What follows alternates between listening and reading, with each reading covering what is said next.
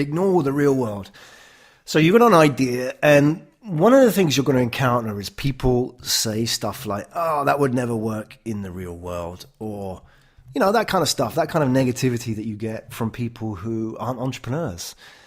It's really important that you ignore the real world, because the real world hasn't produced the idea that you're trying to develop already. So, up to now, it doesn't work, right? And the real world can be a bit of a depressing place to live in, Often people react negatively when presented with a new idea. Real world inhabitants are pessimistic and fearful, and they expect failure. If you want to be successful, you've got to ignore the real world. And the real world can be groups of people who are around you, who want to drag you back to their level, or they could be newspapers or TV. You need to turn that stuff off, right?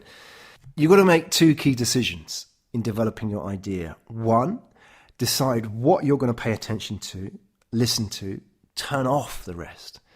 Two, decide who you're going to hang around with and say goodbye to the rest. These are tough decisions, but often this is the hardest part of entrepreneurship. And that's why some people can't get ahead. That's why some people can't develop ideas, because they pay attention to the wrong sources and their brain gets full up with the daily crap of stuff. You've only got to read the newspapers to see how fearful it is, right? That stuff doesn't help you develop ideas. And secondly, they hang around people that put their ideas down or negate their ideas or say, yes, but.